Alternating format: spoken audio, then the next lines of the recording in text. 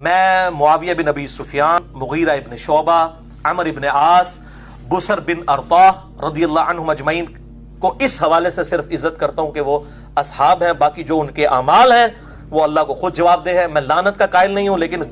ڈنکے کی چوٹ پہ بخاری و مسلم کے حدیث کی روشنی میں ان کی غلطیاں بیان کرتا ہوں، جو غلطیاں الحمدللہ میں نے نہیں ہے، نبی صلی اللہ علیہ وسلم نے پہلی پریڈکشن کی تھی کہ انہوں نے امت رن کم پانا ہے۔ الحمدللہ رب العالمین والعاقبۃ للمتقین والصلاۃ والسلام علی سید الانبیاء والمرسلین، اما بعد، قال اللہ تبارک و تعالی فی کلام المجید والفرقان الحمید، وقل جاء الحق وزہق الباطل ان الباطل کان زہوقا، صدق اللہ العظیم۔ معزز سامعین، آپ نے انجینئر مرزا محمد علی کا کلپ سنا جس میں وہ صحابہ کرام کے نام لیتا ہے اور کہتا ہے کہ میں ان کی عزت اس لیے کرتا ہوں کہ یہ رسول اللہ کے صحابی ہیں، اور اس کے بعد کہتا ہے کہ جو ان سے غلطیاں ہوئی ہیں ان کو میں ڈنکے کی چوٹ پہ بیان کرتا ہوں۔ اور سامعین، تیسرے نمبر پر انتہائی غلط الفاظ کی نسبت رسول اللہ صلی اللہ علیہ وآلہ وسلم آپ کی طرف کرتے ہوئے کہتا ہے کہ رسول اللہ نے پہلے ہی بتا دیا تھا کہ انہوں نے امت کے ساتھ کام پانا ہے۔ معاذ اللہ، سامعین بخوبی واقف ہیں کہ یہ الفاظ کتنے غلط ہیں جن کی نسبت اس نے رسول اللہ کی ذات مبارکہ کی طرف کی ہے۔ تو آج کی اس نشست میں میں مرزا اور اس کی ذریت کو یہ کھلا چیلنج کرتا ہوں کہ جو الفاظ اس نے رسول اللہ صلی اللہ علیہ وآلہ وسلم کی طرف منسوب کیے ہیں کہ انہوں نے معاذ اللہ امت کو کام پانا ہے، مرزا اور اس کی ذریت کو چیلنج ہے کہ یہ الفاظ رسول اللہ سے ثابت کرو، اور اگر رسول اللہ سے ثابت نہ کر سکو تو پھر میرے سامعین اور اہل علم حضرات بخوبی واقف ہیں کہ وہ الفاظ جو رسول اللہ نے نہ بولے ہوں مگر ان کی نسبت رسول اللہ کی طرف کی جائے تو اس کے متعلق کتنی سخت وعیدیں ہیں۔ تو آئے سامعین، یہ تو کہہ رہا تھا کہ میں صحابہ کی غلطیوں کو ڈنکے کی چوٹ پہ بیان کرتا ہوں۔ آج میں اس نشست میں یہ آپ کو احادیث صحیحہ کی روشنی میں آپ کے سامنے واضح کرتا ہوں کہ مشاجرات صحابہ کے متعلق رسول اللہ نے کیا حکم ارشاد فرمایا ہے۔ اس سلسلہ میں میرا پہلا حوالہ، یہ میرے ہاتھ میں کتاب سلسلہ احادیث صحیحہ ہے علامہ البانی کی، اور اس کی جلد نمبر 5 ہے، اور اس کتاب میں روایت کا نمبر 3304 ہے۔ قال رسول اللہ صلی اللہ علیہ وآلہ وسلم اذا ذکر اصحابی فامسکوا، اذا ذکر اصحابی فامسکوا۔ سامعین سنیں ذرا رسول اللہ کیا فرما رہے ہیں اور یہ مرزا کیا کہتا ہے۔ کہتا ہے کہ میں صحابہ کی غلطیوں کو ڈنکے کی چوٹ پہ بیان کرتا ہوں۔ رسول اللہ فرماتے ہیں جب میرے صحابہ کا تذکرہ ہونے لگے تو خاموش رہنا، جب میرے صحابہ کا تذکرہ ہونے لگے تو خاموش رہنا۔ رسول اللہ تو فرما رہے ہیں کہ خاموش رہنا، اور یہ کہہ رہے ہیں کہ میں ان کی غلطیوں کو ڈنکے کی چوٹ پہ بیان کرتا ہوں۔ اور سامعین، اس حدیث کو لکھنے کے بعد علامہ البانی کہتے ہیں کہ یہ حدیث صحیح ہے۔ یہ حدیث کیا ہے؟ صحیح ہے۔ اور یہ وہی علامہ البانی ہے مرزا صاحب جنہیں آپ محدث عرب و عجم کہتے ہیں، جو آپ کی پسندیدہ شخصیت ہیں۔ تو سامعین آئیں، اب اس حدیث کا فہم محدثین نے کیا بیان کیا اس کو بیان کرنے سے پہلے میں مرزا کے استاد،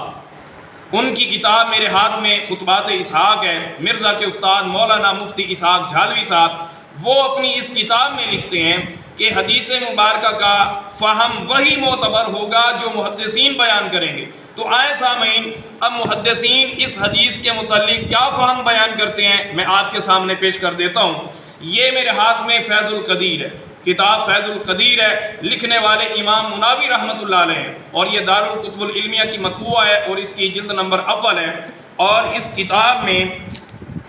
حدیث کا نمبر 615 ہے۔ علامہ مناوی رحمۃ اللہ علیہ اس حدیث کی شرح میں، حدیث نمبر 615 کی شرح میں جو فہم بیان کر رہے ہیں ذرا سنیے گا، جن کے متعلق مرزا کا اپنا استاد کہتا ہے کہ فہم وہی معتبر ہوگا جو محدثین بیان کریں گے۔ اب جو میں نے حدیث پہلے پڑھی اس کا فہم محدثین کیا بیان کرتے ہیں ذرا سماعت کیجئے گا۔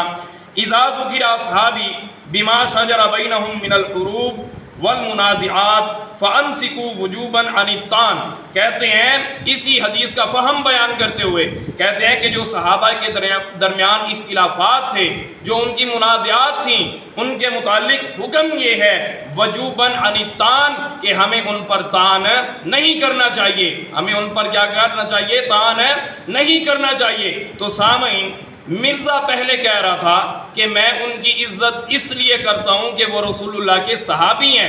تو صحابی مرزا انہیں مان رہا ہے، حضرت معاویہ بن ابی سفیان، حضرت عمر بن عاص، ان کو صحابی مان رہے ہیں، اور جو میں نے حکم آپ کے سامنے پیش کیا ہے یہ صحابہ کے لیے ہی ہے۔ اب یا تو مرزا علمی جرت کرے، ان شخصیات کو صحابہ میں سے نکالے، اگر نہ نکال سکے تو پھر مان جائے کہ جو حکم رسول اللہ صلی اللہ علیہ وآلہ وسلم نے صحابہ اکرام کے متعلق بیان فرمایا ہے اور جو فہم محدثین نے بیان فرمایا ہے اس پر عمل کرتے ہوئے ان صحابہ کا ذکر خیر کے ساتھ کرے، ان پر تان نہ کرے۔ لیکن مرزا صاحب آپ اس حرکت سے کبھی بھی باز نہیں آئیں گے، آپ اگر ان پر تان کرنا بند کر دیں تو آپ کا جو جھوٹا علمی کتابی چورن ہے وہ بند ہو جائے گا۔ اب میں دوسری حدیث مبارکہ بھی سلسلہ احادیث صحیحہ سے پڑھنے لگا ہوں۔ یہ میرے ہاتھ میں سلسلہ احادیث صحیحہ ہے اور اس کی جلد نمبر 5 ہے اور اس میں حدیث کا نمبر 3346 ہے۔ حضرت عمر ابن خطاب سے مروی ہے، حضرت عمر ابن خطاب فرماتے ہیں ان رسول اللہ صلی اللہ علیہ وآلہ وسلم قام فینا مقامی فیکم فقال احفظونی فی اصحابی۔ رسول اللہ فرماتے ہیں اور روایت کرنے والے حضرت عمر ابن خطاب ہیں، رسول اللہ نے فرمایا میرے صحابہ کے بارے میں میرا لحاظ رکھنا۔ رسول اللہ فرما رہے ہیں میرے صحابہ کے بارے میں میرا لحاظ رکھنا۔ رسول اللہ تو فرمائیں کہ میرا لحاظ رکھنا، اور یہ مرزا کہے کہ میں ان کی غلطیوں کو ڈنکے کی چوٹ پہ بیان کرتا ہوں۔ اب مرزا اگر علمی جرت ہے تو جرت کر، یا تو حضرت معاویہ بن ابی سفیان، حضرت عمر بن عاص کو صحابہ میں سے نکال، اگر نہیں نکال سکتا تو یہ حکم رسول اللہ صحابہ کے بارے میں ارشاد فرما رہے ہیں، کہہ رہے ہیں کہ میرے صحابہ کے بارے میں میرا لحاظ رکھنا۔ تو سامعین میں آپ کے سامنے اس بات کو واضح کر دوں، مرزا قیامت تک صحابہ کا لحاظ نہیں رکھے گا، کیونکہ اس کا جھوٹا علمی کتابی چورن بکتا ہی صحابہ اکرام پر تان کرنے سے ہے۔ اب میرا اگلا حوالہ یہ میرے ہاتھ میں کتاب مجمع الزوائد ہے، جس کے لکھنے والے امام حیثمی رحمۃ اللہ علیہ ہیں، اور یہ دارالکتب العلمیہ کی مطبوعہ ہے، اس کی جلد نمبر 9 ہے، اور اس کتاب میں حدیث کا نمبر 16425 ہے۔ حضرت انس رضی اللہ تعالیٰ عنہ سے حدیث مبارکہ مروی ہے، وَعَنْ أَنَسٍ قَالَ النَّبِيُّ صلی اللہ علیہ وآلہ وسلم دعوا اصحابی لا تسبوا اصحابی۔ رسول اللہ فرما رہے ہیں، روایت کرنے والے حضرت انس ہیں، رسول اللہ فرماتے ہیں میرے صحابہ کو چھوڑ دو، ان پر تان نہ کرو، ان پر تبرہ نہ کرو، انہیں گالی مت دو۔ رسول اللہ تو فرمائے انہیں چھوڑ دو، ان پر تان نہ کرو، ان پر تبرہ نہ کرو، انہیں گالی مت دو، اور یہ کہے کہ میں ان کی غلطیوں کو ڈنکے کی چوٹ پہ بیان کرتا ہوں۔ تو سامعین اسی حدیث کے متعلق امام حیثمی فرماتے ہیں رواہ البزار، اسے بزار نے روایت کیا ہے، وَرِجَالُهُ رِجَالُ الصحیح، اور اس کے جو راوی ہیں وہ صحیح بخاری کے راوی ہیں۔ تو سامعین اب دوسری حدیث مبارکہ بھی میں اسی کتاب سے پڑھنے لگا ہوں، اور اس حدیث کا نمبر 16430 ہے۔ وَعَنْ أَبِي سعید الخدری قال قال رسول اللہ صلی اللہ علیہ وآلہ وسلم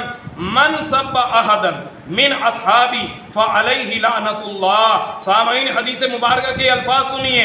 من سب احدا،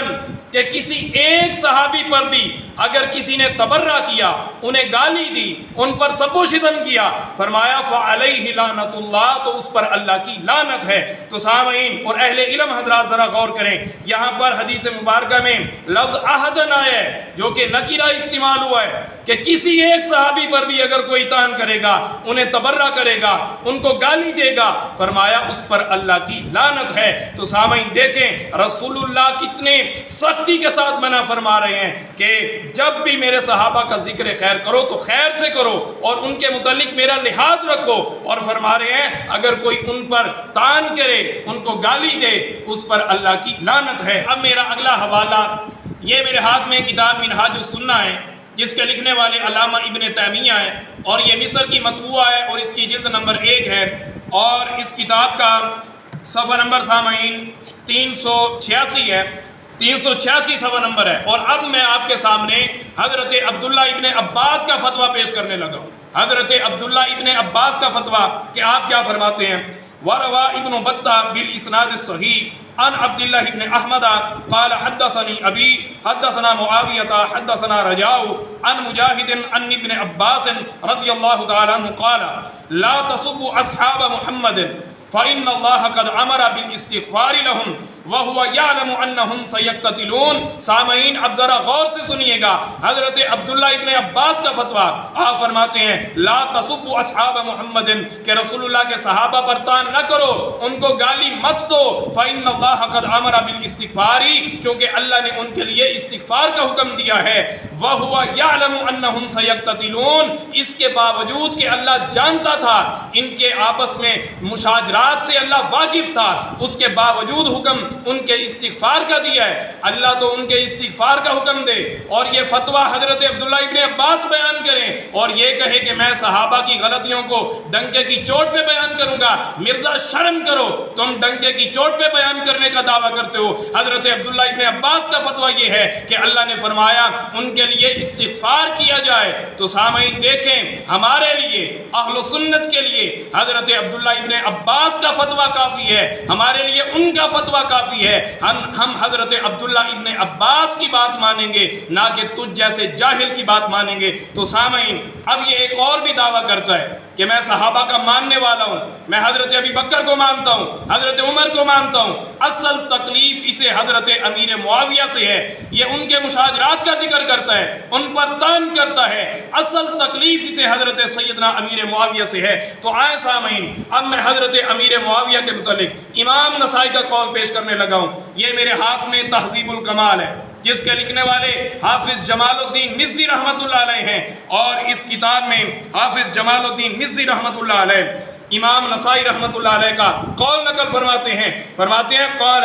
فمن اراد معاویہ۔ سامعین ذرا غور کیجئے گا اور اس کے اس دعوے کو بھی سنیے گا، کہتا ہے کہ میں باقی صحابہ کا ماننے والا ہوں، اکثر اپنے کلپوں میں کہتا ہے کہ میں باقی صحابہ کو مانتا ہوں، اصل تکلیف اسے حضرت سیدنا امیر معاویہ سے ہے۔ امام نسائی فرماتے ہیں قال فمن اراد معاویہ فانما اراد الصحابہ، فمن اراد معاویہ فرماتے ہیں جس نے حضرت سیدنا معاویہ پر طعن کیا تو اس نے سارے صحابہ پر طعن کیا۔ مرزا کہاں گیا تمہارا وہ دعویٰ کہ تم صحابہ کے ماننے والے ہو؟ اگر تم صحابہ کے ماننے والے ہوتے تو کبھی بھی حضرت سیدنا امیر معاویہ پر طعن نہ کرتے، کیونکہ امام نسائی فرما رہے ہیں ان پر طعن کرنا در حقیقت سارے صحابہ پر طعن کرنا ہے۔ تو سامعین آج کی اس نشست میں میں نے احادیث صحیحہ اور اقوال سلف پیش کیے، انشاءاللہ اگلی نشست میں مزید احادیث صحیحہ اور اقوال سلف پیش کروں گا، اور اس بندے کا انشاءاللہ علمی تحقیقی تعاقب جاری رہے گا۔ وما علیہ الا البلاغ۔